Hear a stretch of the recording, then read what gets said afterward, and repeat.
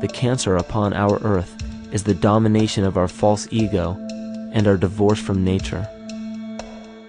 Collectively, among every human, vanity leads to segregation and competition. Competition leads to fear and greed. Greed leads to deceit and immorality. And immorality is the breeding ground for illness, waging war on our earth. Every act of hatred and destructiveness in our world begins with self-hate and self-destructiveness. And it all begins with a breakdown in communication.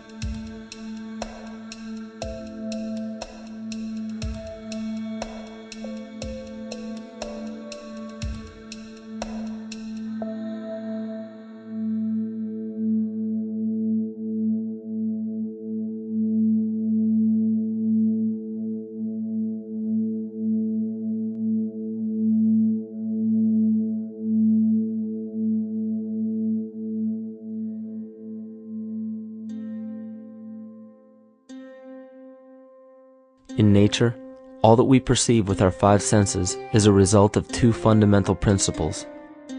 Everything in existence is made of a relationship between vibration and matter. Vibration is a masculine creative force countered by matter, which is a feminine receptive force. Thus begins the principle of duality. We see this duality in ancient myths and philosophies, yet only those philosophies and scriptures that were perverted and raped of the original meaning gave the impression that one polarity was good while the other was evil. The original sages, adepts, and shamans taught that both are necessary, and one would not exist without the other. These two important principles come together to form all things in the universe. This is kymatica.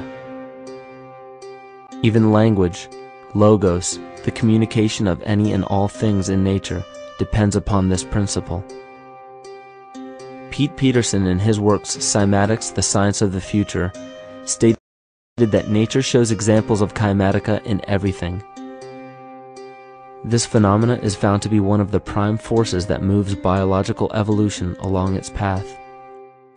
Dan Winter reproduced an experiment to prove that the ancient languages of Hebrew and Sanskrit, when spoken, create a vibratory frequency that moved matter into sacred geometrical patterns.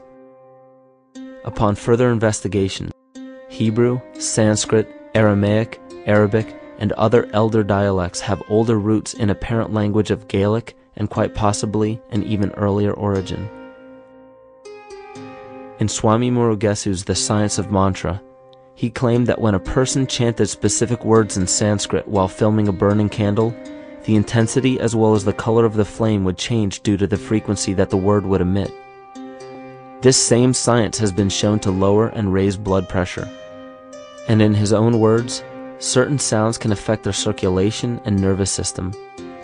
Whatever change such vibrations cause extends to the mind of a person and also to the surrounding atmosphere, causing warmth or coolness.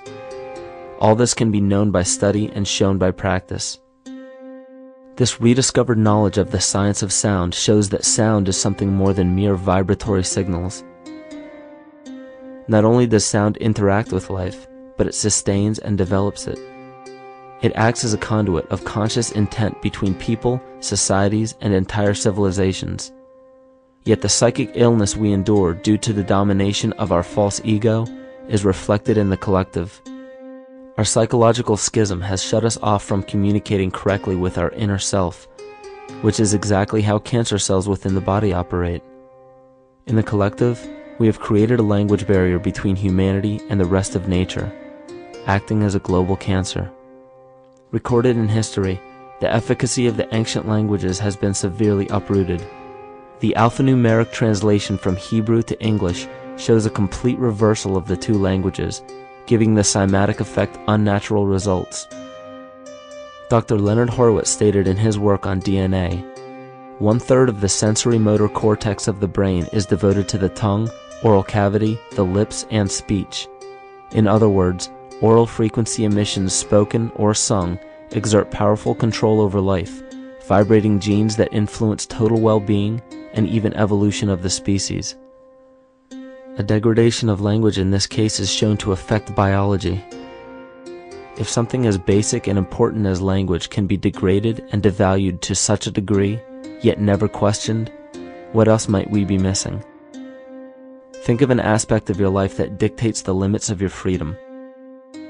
Government and law enforcement, insurance and pharmaceutical companies, taxes, building permits, driver's licenses, and more. There are hundreds if not thousands of stipulations, regulations, and boundaries on our freedom. And out of the ones that were just mentioned, how many have you researched to find out whether they apply to you or not? Let's look at the forms of law that we currently acquiesce to.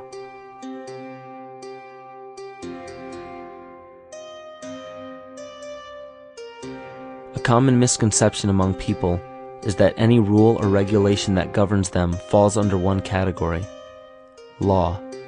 But there are many other forms of law that people abide by without realizing that they simply do not apply to them.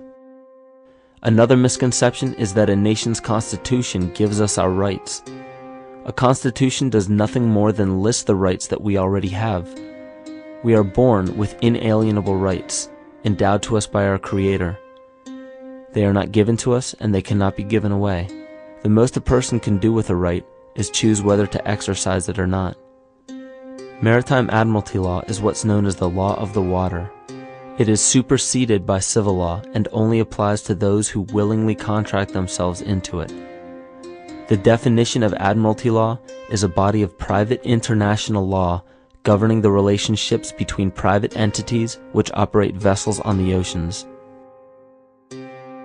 Let's look at how and why a form of law that is fashioned to govern corporations, businesses, and vessels has imposed its rule over natural human beings. This is all done through a form of word magic. A simple perversion of language has made it possible to convince people around the world that these alternative laws apply to them. One of the predominant beliefs in modern culture is that licenses, permits, registrations, and other forms of documentation are required to operate motor vehicles, use public roads, build structures and establishments, engage in free enterprise, and much more. Sadly, these beliefs are based on little to no investigation whatsoever, and are false. This belief structure is perpetuated by maritime admiralty law. This form of law was originally created to govern ships docking in foreign nations for the import or export of products and resources. It deals with banking and merchant affairs, not civil affairs. When a product is taken off of a ship and brought into a foreign land, that nation takes custody of the resource and accounts for it with a certificate. That certificate marks the birth date of that product in the custody of the respective nation. Think of why it is supposedly required to have a certificate of live birth in the first place. The Barron's Dictionary of Banking Terms defines a certificate as a paper establishing an ownership claim. So right there, we notice that everyone with a birth certificate is defined as being owned. People are used as collateral with other nations because the U.S. is bankrupt. The United States declared bankruptcy on March 9th of 1933. At this point, the U.S. began taking out loans from a private, non-government affiliated corporation called the Federal Reserve.